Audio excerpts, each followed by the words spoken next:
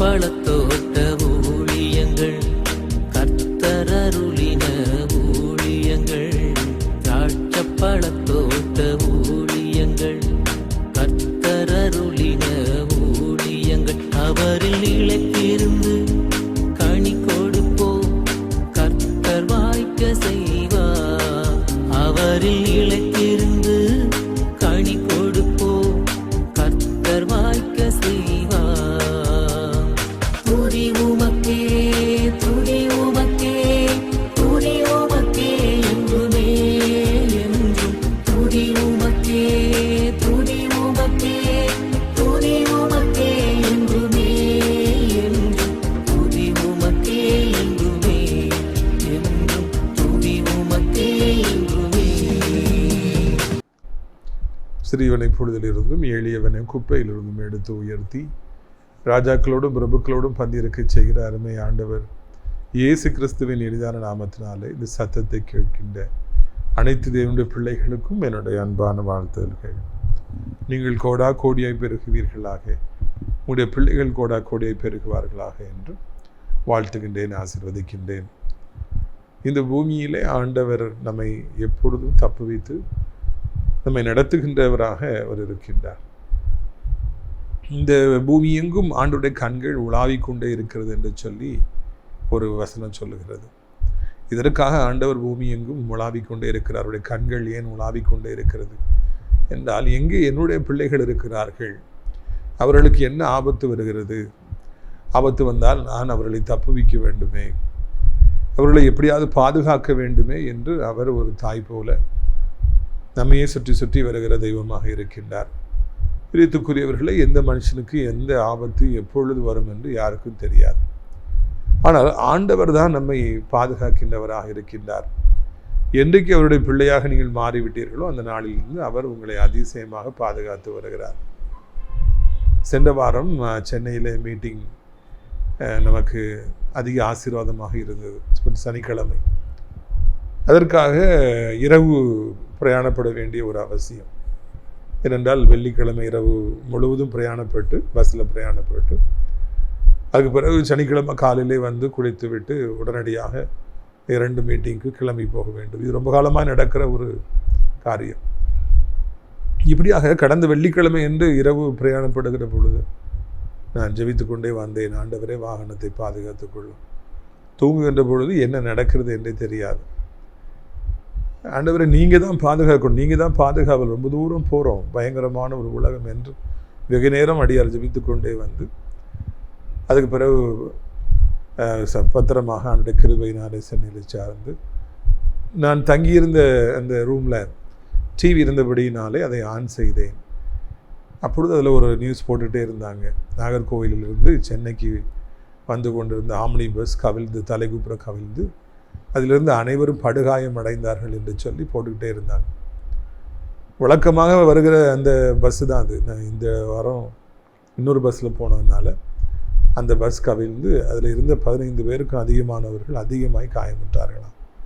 எனக்கு ரொம்பவும் அதிர்ச்சியாக இருந்தது. ஒருவேளை அந்த பஸ்ஸில் பிரயாணம் செய்திருந்தால் கண்டிப்பாக எனக்கும் கூட ஆபத்து வந்திருக்கக்கூடும்.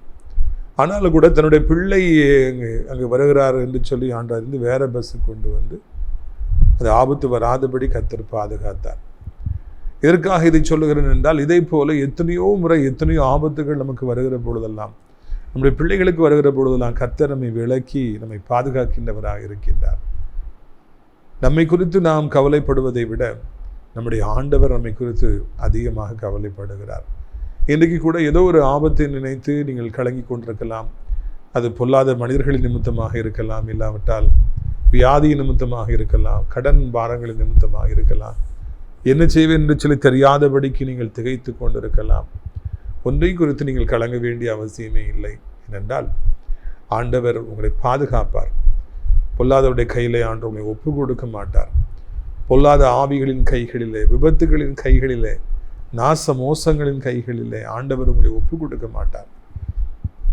மாறாக ஆண்டவர் உங்களை தப்புவிப்பார். எனவே எதை குறித்தும் கலங்க வேண்டிய அவசியம் உங்களுக்கு இல்லை.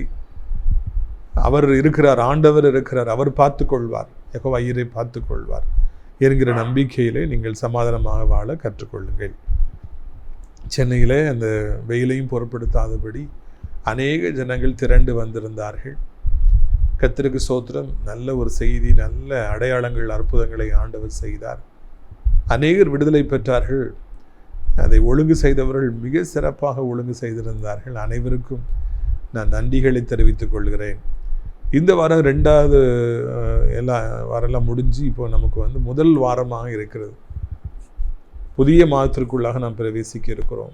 முதல் சனிக்கிழமை அன்று கர்த்தருக்கு சித்தமானால் கன்னியாகுமரி மாவட்டத்து மக்களே, நாகர்கோவில் வடசேரி பஸ் ஸ்டாண்டுக்கு பின்னால் இருக்கிற WCC காலேஜ், அதுக்கு மேற்கு பக்கம் விஜயதா மண்டபம், அதுக்கு மேற்கு பக்கத்தில் YMCA ஹால் இருக்கிறது. அங்கே வைத்து காலை 10 மணிக்கு நம்முடைய விடுதலை நாள் கூட்டம் நடைபெறும். நீங்கள் அந்த கூட்டத்தில் வந்து பங்கேற்று இயேசு கிறிஸ்து உங்களுக்கு தரும் விடுதலையை பெற்று செல்லும்படியாக அன்போடு அழைக்கிறோம். நமது அடைக்கலான் குருவி எனப்பட்ட ஆவிக்குரிய முதியோர் இல்லத்திற்காக தொடர்ந்து நீங்கள் ஜெபியுங்கள். மிகவும் பிரயாசப்பட்டு அதை கிட்டி இருக்கிறோம். அங்கே இருப்பவர்களுக்கு சகல வசதிகளையும் ஆண்டவர் செய்து கொடுத்திருக்கின்றார். எல்லாவற்றுக்கும் மேலாக அங்கு தினந்தோறும் ஜெபங்கள் நடத்தப்படவும் ஆண்டவர் உதவி செய்திருக்கின்றார். ஒருவேளை இன்றைக்கு பல காரணங்களினாலே பெரியவர்களை கவனிக்க முடியாத சூழ்நிலை குடும்பங்களிலே ஏற்படுகிறது. அப்படி ஏற்படுகிற பொழுது நீங்கள் நினைவு கூற வேண்டிய ஒரே ஒரு இடம் இந்த அடைக்கலான் குருவி ஆவிக்குரிய முதியோர் இல்லம்தான். தாராளமாக என்னை தொடர்பு கொள்ளலாம். இங்கே வந்து உங்கள் பெற்றோர்களை சேர்க்கலாம். நிறைய இடங்கள் இன்னும் காலியாகவே இருக்கிறது. நீங்கள் தாராளமாக வந்து அடைக்கலம் பெற்றுக்கொள்ளலாம். அது மாத்திரமல்ல, அங்கேயே தங்கி இருந்து ஊழியம் செய்ய பணிபுரிய நல்ல மனம் கொண்டவர்கள் தேவை. அவர்களும் கூட நீங்கள் என்னை தொடர்பு கொள்ளலாம். பிரியத்துக்குரியவர்களை, கர்த்தர் உங்களை ஆசீர்வதிப்பாராக. இன்றைக்கும் கூட சில வசனங்களை நான் தியானித்து செய்திக்குள்ளே கடந்து போகலாம். கவனியுங்கள். ஆதியாகமம் 19வது அதிகாரம் 15வது வசனம் முதல். ஆதியாகமம் 19, 15வது வசனம் முதல். கிழக்கு வெளுக்கும்போது அந்த தூதர் லோத்தை நோக்கி, பட்டணத்துக்கு வரும் தண்டனையிலே நீ அழியாதபடிக்கு எழுந்து உன் மனைவியையும் இங்கே இருக்கிற உன் 2 குமாரத்திகளையும் அழைத்து கொண்டு போ என்று சொல்லி அவனை துரிதப்படுத்தினார்கள். அவன் தாமதித்து கொண்டிருக்கும் பொழுது கர்த்தர் அவன் மீது வைத்த இரக்கத்தினாலே அந்த புருஷர் அவன் கையையும் அவன் மனைவியின் கையையும் அவன் 2 குமாரத்திகளின் கையையும் பிடித்து அவனை பட்டத்திற்கு வெளியே கொண்டு போய் விட்டார்கள். இந்த பைபிளில் எத்தனையோ அதிசயங்கள், அற்புதங்கள் இருப்பதையெல்லாம் நாம் பார்க்கின்றோம். நமக்கு ரொம்ப ஆச்சரியமாக இருக்கிறது. நம்ம ஆண்டவர் அநேக நேரங்களில் ரொம்ப சாதாரணமாக நினச்சிடும் இல்லையா? ஏதோ ஒரு கடைமுறைக்காக நாம் தெய்வத்தை தேடுகிறோம், ஜெபிக்கிறோம். ஞாயிற்றுக்கிழமை என்றாலே சர்ச்சுக்கு போகிறோம். நம்ம பெற்றோர் சொல்லிக் கொடுத்துருக்கனால நம்ம பைபிளை வாசிக்கிறோம், ஏதோ கொஞ்சம் ஜெபிக்கிறோம். அவ்வளவுதான் நம்ம ஆண்டவரை பற்றி அறிந்திருப்பது. கிறிஸ்தவ குடும்பத்தில் பிறந்ததுனால, இல்லைன்னா ஆண்டவரை ஏற்றுக்கொண்டதுனால ஏதோ கடைமுறைக்காக வாழ்வதல்ல கிறிஸ்தவ வாழ்க்கை. அவர் யார்? நம்முடைய ஆண்டவர் எப்படிப்பட்டவர், எவ்வளவு வல்லமை உள்ளவர், அவர் எவ்வளவு நல்லவர் என்பதை ருசித்து பார்ப்பது தான் ஒரு உண்மையான கிறிஸ்தவ வாழ்க்கை. நம்முடைய ஆண்டவர் சர்வ வல்லமையுடைய தெய்வம். நம்முடைய ஆண்டவர் வானத்தையும் பூமியும் படைத்தரசாலுகிற ராஜாதி ராஜன். அவருடைய வல்லமையை நாம் விவரிக்கவே முடியாது. அவர் அந்த வல்லமையை தன்னுடைய பிள்ளைகளுக்கு என்று சொல்லி தேவை வருகிற பொழுது எடுத்து பயன்படுத்துகிறார். அவர் அற்புதம் செய்ததுக்கு ரெடியாக இருக்கார். அற்புதத்தை பெற்றுக்கொள்வதற்கு தான் நாம் ரெடியாக இருக்கணும். பாருங்கள், இந்த இடத்துல நான் காண்கிறோம், சோதோம் குமாரா எனப்பட்ட அந்த ஊர்களில் போய் லோத்து குடியிருக்கிறாரு. அந்த ஊர் மக்கள் ரொம்ப பாவம் பண்ணுறாங்க. அதனால் ஆண்டவர் அவங்க எல்லாரையும் மாறிக்கொள்ளணும், அக்கினி கந்தகத்தை அனுப்பி அதை டிஸ்ட்ராய் பண்ணிடணும், அழித்திடணும்னு முடிவு பண்ணுறார். அது ஆபிரகாம்கிட்ட சொல்கிறார். அப்போ ஆபிரகாம் எனது நண்பனாகிய லோத்து, ரொம்ப வருஷமாக கூட இருந்த லோத்து அங்கே இருக்காருன்னு சொல்லி அந்த லோத்துக்காக அதிகமாக மன்றாடுகின்றார். அந்த ஜெபம் ஆண்டுடைய சமூகத்தில் பிரீதியாக இருந்ததுனால ஆபிரகாம் மீது வைத்த அன்பிற்காக ஆண்டவர் லோத்தின் மீதும் அன்பு வைக்கிறார், அவனுடைய மனைவி பிள்ளைகள் மீதும் அன்பு வைக்கிறார். அவர்களை தப்புவிக்க வேண்டும் என்று ஒரு முடிவுக்கு வந்து விடுகிறார். எல்லோரையும் அழிக்க வேண்டும் என்பது தெய்வ சித்தமாக இருந்தது. ஆனால் அங்கே லோத்துவையும் அவருடைய மனைவி பிள்ளைகளையும் தப்புவிக்க வேண்டும் என்று நினைக்கின்றார்.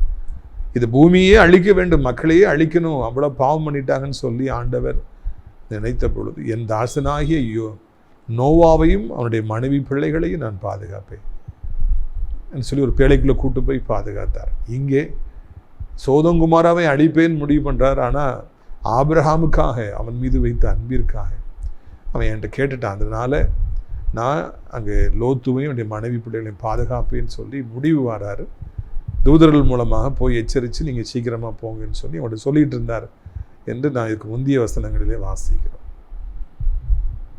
நோவாவுடைய வாழ்க்கை சரித்திரமாக இருக்கட்டும், இங்கே லோத்துடைய வாழ்க்கை சரித்திரமாக இருக்கட்டும், அழிவு எல்லா இடங்களிலும் வருகிற பொழுது தன்னுடைய பிள்ளைகளை பாதுகாப்பதற்கு ஆண்டவர் போதுமானவராக இருக்கிறார்.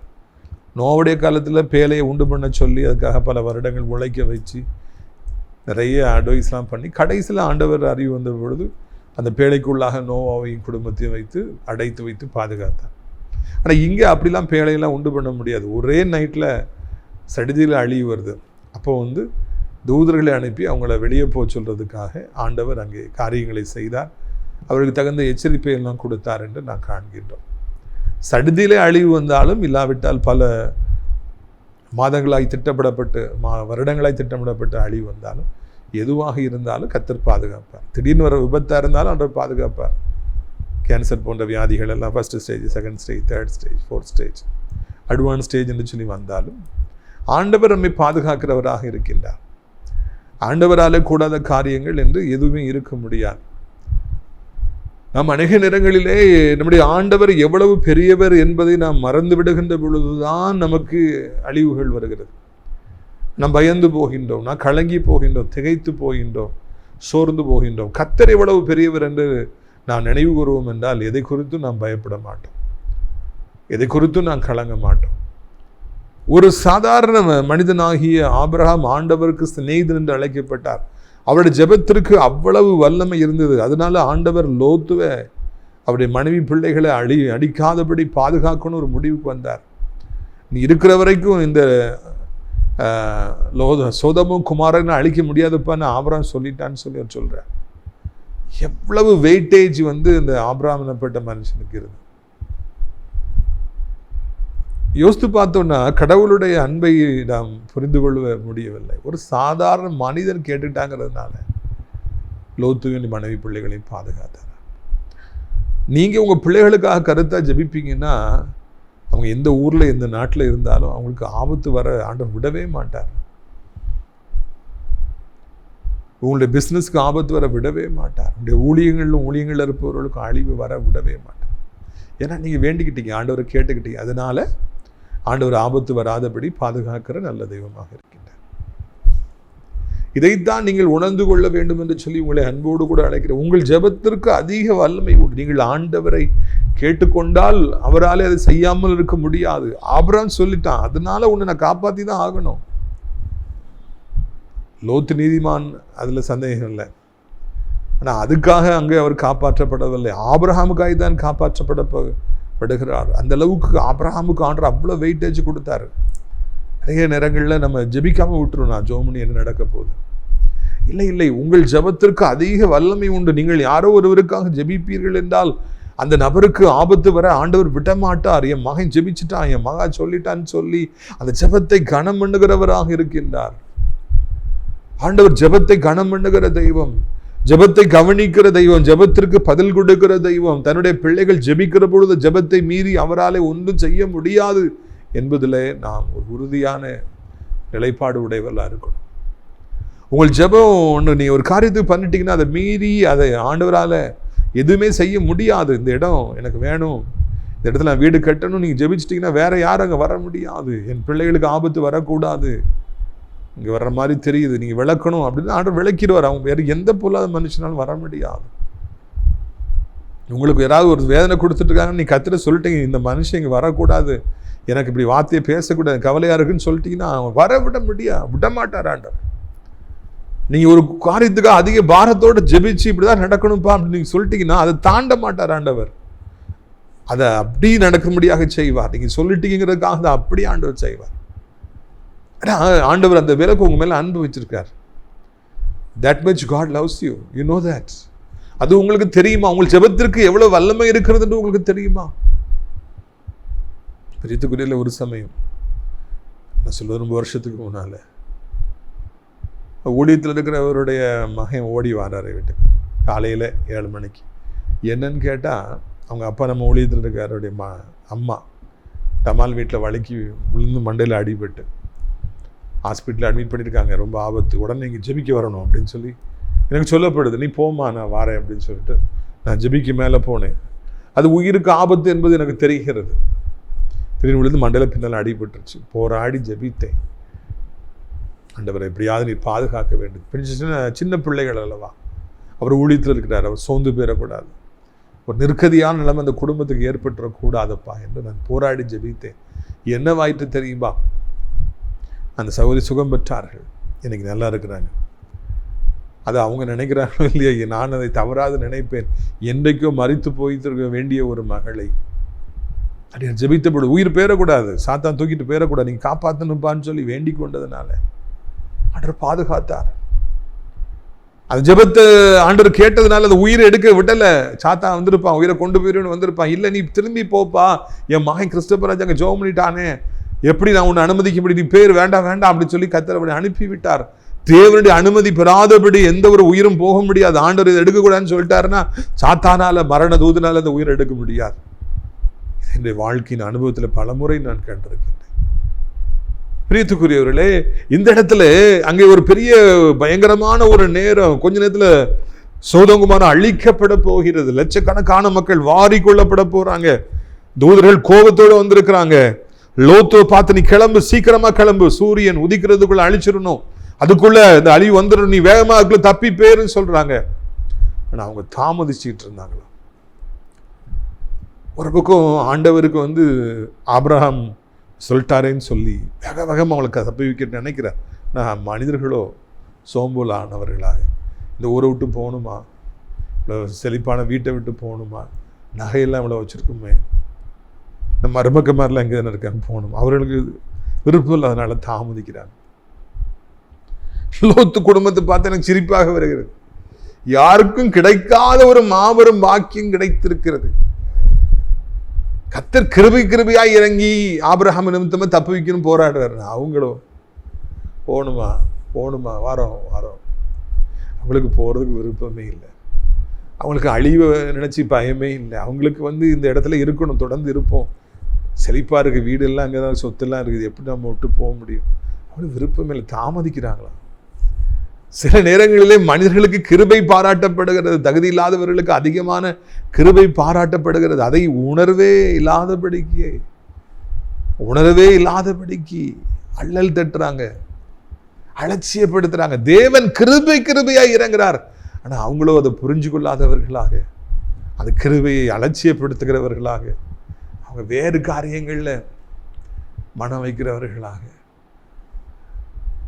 சோம்பல் முறிக்கிறவங்களாக, கர்த்தர் ஒரு தப்பு வைக்கப்பட ஒரு வழியை காமிக்கும் போது அதை பெரிதாக நினைக்காதவர்களாக இருப்பது அதிக வேதனையை தருகிறது அல்லவா. இந்த உலகத்திலேயே ஒரு பெரிய வேதனையான காரியம் என்ன தெரியுமா, ஒருவருக்கு ஒரு பெரிய உதவியை நீங்க செய்ய போகும்போது அவங்க அதோட அருமையை அறியாம சும்மா வாங்கி வச்சுட்டு அப்படி இப்படி பார்த்துக்கிட்டு விருப்பமே இல்லாதவங்க மாதிரி மூஞ்சி சொல்லிச்சிட்டு இருப்பாங்கன்னா அது உங்களை மிகவும் காயப்படுத்தும் தெரியுமா. ரொம்ப வேதனை. ஒருவருக்கு பெரிய கிருபை பாராட்டப்படுகிற பொழுது அவர்கள் கண்ணீரோடு முழங்கால் படிட்டு கையை கூப்பி, ஆண்டவரை தகுதி இல்லாத என்னையும் என் குடும்பத்தையும் பாதுகாக்கிறீங்களே, எங்களுக்கு இவ்வளவு தாரீங்களே, நன்றி அப்பா, தகுதி இல்லாத என்னை இவ்வளவு பாதுகாத்துட்டீங்களே நன்றின்னு சொல்லி அவங்க கண்ணீர் வடிப்பாங்கன்னா கர்த்தர் இன்னமும் அதிகமாய் செய்வார். அவங்க அப்படி முகத்தை திருப்பிக்கிட்டு அவங்களுக்கு விருப்பம் இல்லாதங்கிறத முகத்துல காமிச்சுக்கிட்டு அவங்க அதில் விருப்பமே இல்லாம அதை அப்படி ஏற்றுக்கொள்றதும் இல்லை, ஏற்றுக்கொள்ள தாமதிக்கிறதும். நீங்களும் அவசரமா ஓடி வாரீங்க ஒருத்தருக்கு ஹெல்ப் பண்ணணும், கொடுக்கணும்னு சொல்லிட்டு அவங்க அதை மைண்டே பண்ணலன்னா அது ரொம்ப வேதனை ஏற்படுத்தும். இதைத்தான் இங்கு காண்கிறோம். நாம் தேவ சாயலை படைக்கப்பட்டபடியினால்தான் நமக்கு ஒருத்தர் ஹெல்ப் பண்ணணும்னு நினைக்கும் போது அவங்க அதை அல்லல் தட்டும் போது நமக்கு வேதனையா இருக்குது. நம்முடைய அப்பாவுக்கும் அதே மாதிரி தானே இருந்திருக்கும். லோத்துவுக்கு உதவி செய்யணும்னு வாராரு, லோத்தும் குடும்பத்தாரும் தாமதிக்கிறாங்க, அங்கெங்கும் பார்க்குறாங்க, இது என்ன அப்படின்னு சொல்லி முகம் சொல்லிக்கிறாங்களா. இதை நான் வாசிக்கிற பொழுதெல்லாம் ரொம்ப வேதனைப்படுவேன். கிருபை பாராட்டப்படுகிற பொழுது, இரக்கம் காண்பிக்கப்படுகிற பொழுது நாம் அதை உணர்ந்து கொள்ளுகிற ஒரு இருதயம் உடையவர்களாக வாழ வேண்டும்.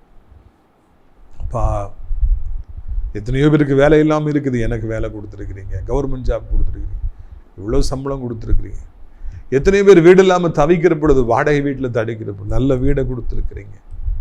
காற்று இந்த வெப்ப அலையில் ஹீட்டில் ஒரு காலம் இல்லாத அளவுக்கு இந்தியா தடுமாறுகிறது. எத்தனை பேர் வெயில் தாங்க முடியாமல் இறந்து போகிறாங்க. எனக்கு நல்ல ஏசியை கொடுத்துருக்கிறீங்க. கண்டிப்பாக நமக்கு பாராட்டப்பட்டிருக்கிற அந்த கிருபைகளை உணர்ந்து நாம் ஆண்டவருக்கு நன்றி செலுத்த பழக வேண்டும். தேவன் ஓடி வருகிற பொழுது, ஆசீர்வாதங்களை கொண்டு ஓடி வருகிற பொழுது நாம் அதற்கு ரெசிப்ரோகேட் பண்ண வேண்டும். நன்றியப்பா நன்றியப்பான்னு சொல்லணும். கர்த்தரை பற்றி கொள்ளணும். அப்போதான் நமக்கு ஆசீர்வாதம். இல்லை என்றால் நம்முடைய வாழ்க்கையில ஆசீர்வாதம் இல்லை.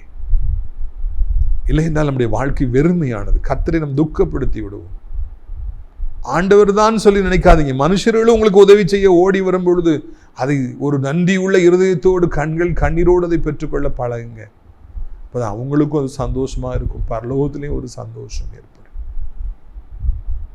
எத்தனையோ பேர் இன்றைக்கு மரித்து போய்விட்ட பிறகும் கூட நாம் இன்றைக்கும் உயிரோடு கூட இருக்கிறோமே, இதை விட ஒரு பெரிதான ஒரு ஆசீர்வாதம் இருக்குமோ? 2024 தொடங்கியவர்கள் இன்றைக்கு பலர் இல்லை அல்லவா?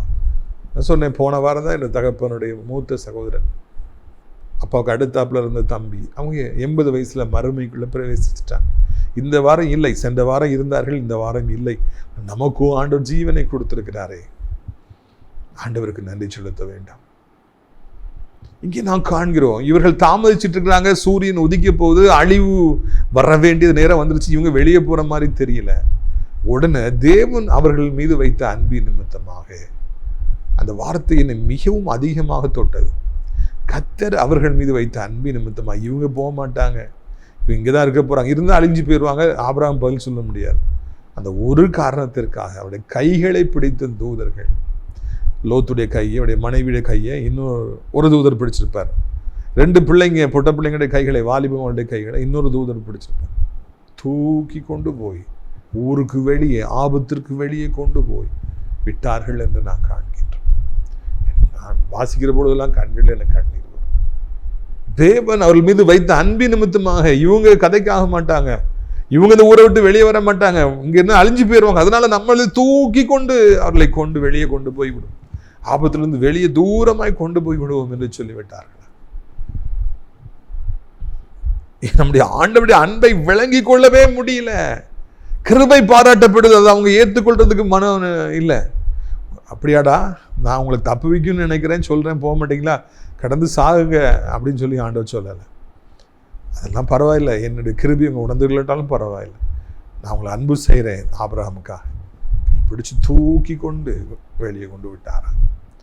உங்கள் நிமித்தமாக உங்கள் மனம் திரும்பாத பிள்ளைகளையும் கூட சில நேரங்களில் பொல்லாதவர்கிட்ட தூக்கி கொண்டு வெளியே கொண்டு போய் ஆண்டவர் விடுவார். கஞ்சா போதை பழக்கங்கள், மொபைல் அடிமைத்தனங்கள், அசுத்தமான காட்சிகளை பார்த்தே வாழ்கிற அடிக்ட் ஆயிருக்கிற பிள்ளைகள், கெட்ட நண்பர்களோடு ஊர் சுற்ற பிள்ளைகளை தூக்கி கொண்டு அவர்களுடைய எல்லையிலிருந்து வெளியே கொண்டு வந்து அவங்க ரீச் பண்ண முடியாதபடி தூர இடத்துல தூக்கி கொண்டு வந்து ஆண்டவர் விடுவார். தூக்கி கொண்டு ஆபத்திலிருந்து, பொல்லாத மனிதர்களுடைய கையிலிருந்து, கெட்ட பழக்கங்களை தூர கொண்டு போய் விடுவார். உங்கள் மீது வைத்த அன்பின் நிமித்தமாக பிள்ளைகள் மீதும் ஆண்டவர் அன்பு வைப்பார். பிள்ளைகளை குறித்து கண்ணீரோடு இருக்கிறீர்களோ? மாட்டிக்கொண்டு விட்டானே என் மகன், மாட்டிக்கொண்டு விட்டாலே என் மகள், கண்ணீரோடு இருக்கீங்களோ? தேவன் உங்களை தூக்கி கொண்டு போய் வெளியே கொண்டு போய் அவர்களை அப்படி கையை பிடிச்சு தூக்கி கொண்டு வெளியே போய் விடுவார். சர்ச்சுக்கே வர மாட்டேன்னு சொல்லிட்டு இருக்காங்களா, நான் ஜெபிக்கவே மாட்டேன்னு சொல்றாங்களா, ஆண்டவர் கையை பிடித்து தூக்கி கொண்டு சர்ச்சில் கொண்டு வந்து உட்கார வைப்பார். நீங்கள் வாரந்தோறும் நீங்கள் சர்ச்சு போய்கிட்டே இருக்கலாம், உங்கள் கணவர் சர்ச்சுக்கு வர மாட்டேன்னு சொல்லலாம், பிள்ளைகள் சர்ச்சுக்கு வரவே மாட்டேன்னு சொல்லலாம், அதனாலையும் கண்ணீரோடு இருக்கலாம். கர்த்தர் கையை பிடிச்சு தூக்கி கொண்டு அவர்களை உட்கார வைப்பார். அவங்க கூட்டங்களை பல இடங்கள் நடத்த போகும்போது நான் இதை சொல்லி தான் ஜெபிப்பேன், ஆண்டவரை ஜனங்கள் வர மனம் இல்லாமல் இருக்கிறாங்க, இலவசமான விடுதலை கிடைக்கிறது, நம்ம கூட்டத்துக்கு யார் வந்தாலும் ஆண்டவர் அவர்களை ஆசீர்வதிக்கிறார். ஆனால் ஜனங்கள் உணராமல் வீட்டிலே இருக்கிறாங்க. என் கூட்டம் நடக்கு நல்லா தெரியும், பிரதர் வாராரும் தெரியும், ஆனால் கூட அநேகர் இன்னைக்கு மௌனமாக இருக்காங்க. அப்போ நான் சொல்லுவேன், ஆண்டவரே அவங்களை கையை பிடிச்சி தூக்கி கொண்டு இந்த கூட்டத்தில் உட்கார வைங்க. அவங்க விருப்பம் இல்லாமல் இருக்காங்க, இதனுடைய வேலையை தெரியாமல் இருக்கிறாங்கப்பா, பரவாயில்லை, நீங்கள் தூதர்களை அனுப்புங்க, கையை பிடித்து கொண்டு அழைத்து கொண்டு உட்கார வைங்க. அந்த ஜெபத்தை கேட்டு அநேகரை ஆண்டவர் கையை பிடித்து கொண்டு மறுபடியும் கொண்டு உட்கார வைக்கின்றார். ஒரு 5-6 வருடங்களுக்கு முன்பு நமது ஊழியத்தில் அநேக குழப்பங்கள் வந்து ஒரு சிலர் பிரிந்து செல்கிற பொழுது அநேகரை கூட்டு போயிட்டாங்க. கூட்டத்தில் பல வருஷமா இருந்தவங்க ஆடுகளெல்லாம் அவங்க துண்டாடி கொண்டு போயிட்டாங்க. நிறைய ஆடுகள் தெருவில் போய் விண்டது, பொல்லாத மிருகங்களால் பீறி போடப்பட்டது. சென்ற வாரம் ஒரு சகோதரி தெரியாமல் போய்விட்டேன் சொல்லி, இப்பொழுது எங்கு நான் கூட்டம் நடக்கிறது ஐயா, தவறு செய்து விட்டேன், மறுபடியும் நான் வர விரும்புகிறேன்னு சொல்லி அவங்க சொன்னாங்க. எனக்கு ரொம்ப ஆச்சரியமா இருந்து, 7-8 வருடங்களுக்கு பிறகு கையை பிடித்து கொண்டு ஆண்டவர் தூக்கி கொண்டு வருகிறார். நீ போ, மறுபடியும் இந்த ஊழியத்துக்கு போ என்று சொல்லி அனுப்புகிறார். எவ்வளவு நல்ல ஆண்டவர் பார்த்தீர்களா? நம்முடைய ஆண்டவர் அவர் செயல்படுகிறவர். நாம் செயல்பட தாமதிக்கின்ற பொழுது, நம்முடைய பிள்ளைகள் செயல்பட தாமதிக்கின்ற பொழுது, முடியாமல் போகும் பொழுது, இயலாமல் போகும் பொழுது கர்த்தர் தூக்கி கொண்டு போய் ஆபத்திலிருந்து வெளியே கொண்டு வந்து விடுகிறார். லோத்துடைய மனைவி பிள்ளைகளும் ஆபத்திலிருந்து தப்புவிக்கப்பட்டார்கள். சோதோம் குமாரா கந்தகத்தாலே எரிந்து அழிந்து போயிற்று. அவர்கள் அதற்கு தகுதியற்றவர்கள். அவர்கள் இந்த சோதோம் குமாரை விட்டு வெளியே வர விருப்பம் இல்லாமல் இருந்தார்கள். ஆனால் ஆபிரகாம் மீது வைத்த அன்பின் நிமித்தமாக, அவருடைய ஜெபத்தின் நிமித்தமாக லோத்தும் அவனுடைய மனைவி பிள்ளைகளும் பாதுகாக்கப்பட்டார்களாம். இந்த ஆண்டவர் இன்றைக்கும் ஜீவனோடு கூட இருக்கிறார். இன்னைக்கு யாரோ ஒருவருக்காக நீங்கள் அதிகமாக ஜெபித்துக் கொண்டிருக்கிறீர்கள் அல்லவா? உங்கள் பிள்ளைக்காக இருக்கலாம், மனைவிக்காக இருக்கலாம், கணவனுக்காக இருக்கலாம், தாய்க்காக இருக்கலாம், தகப்பனுக்காக இருக்கலாம். உங்களை குறித்து நீங்கள் கவலைப்படவில்லை, யாரோ ஒருவருக்காக கண்ணீர் வெடித்துக் கொண்டிருக்கிறீர்கள். உங்கள் ஜெபத்தை கேட்டு ஆண்டவர் அவர்களை தப்புவிப்பார்.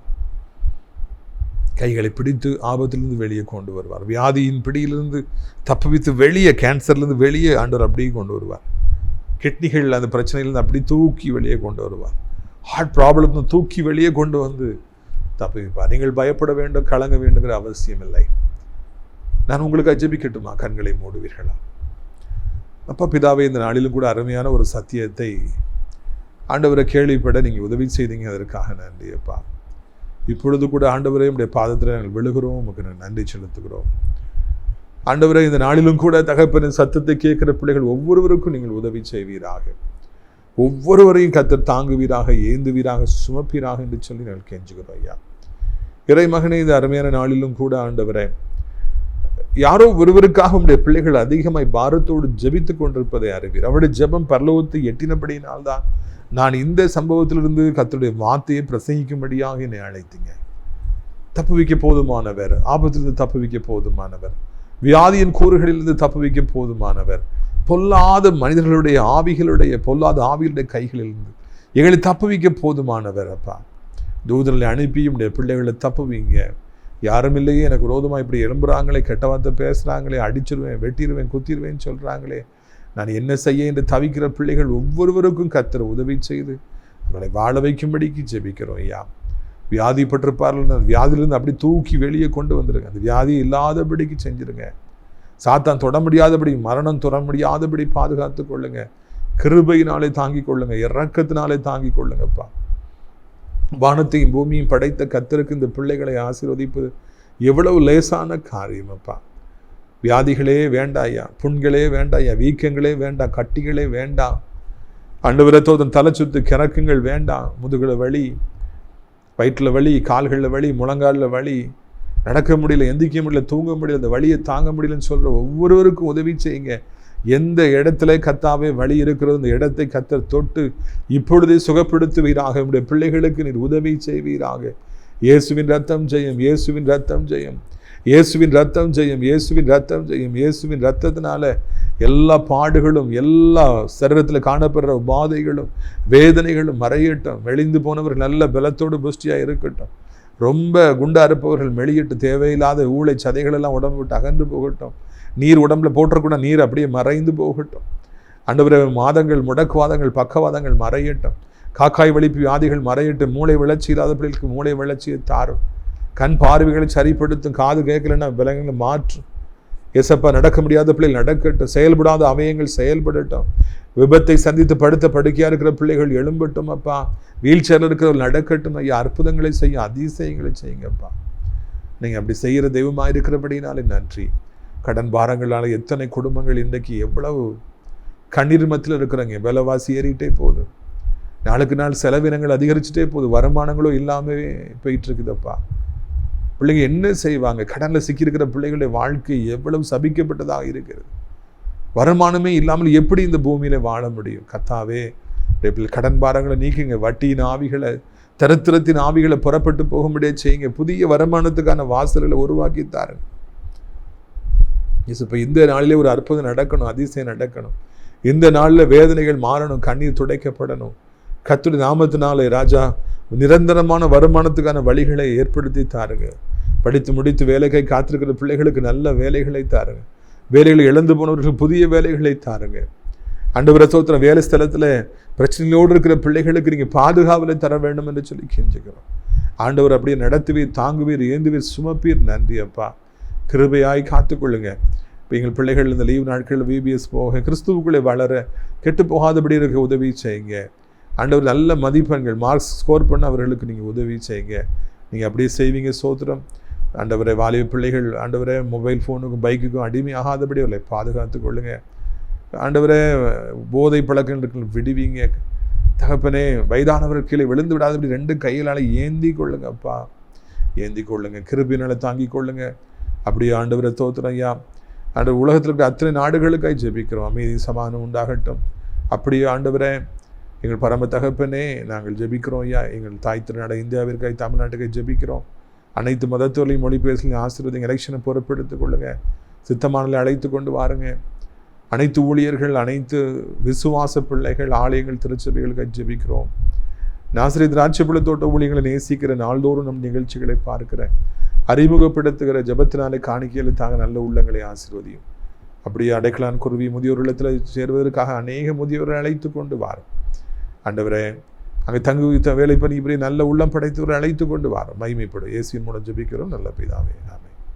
என் ஆத்துமாவை கர்த்தரை சோதரி, என் முழு உள்ளமையுடைய பரிசுத்த நாமத்தை சோதரி. என் ஆத்துமாவை கர்த்தரை சோதரி, அவர் செய்த சகல பாரங்களையும் ஒருபொழுதும் மறவாதே. கர்த்தராகிய இயேசு கிறிஸ்துவின் கிருபையும் பிதாவாகிய தேவனுடைய அன்பு பரிசுத்தாவின் அந்யோன்யமில்லாத பிரசன்னமும் உங்கள் அனைவரோடு இன்றைக்கு சதா காலங்களிலும் நிலைத்திருப்பதாக. அல்லேலூயா, அல்லேலூயா. God bless you. Amen.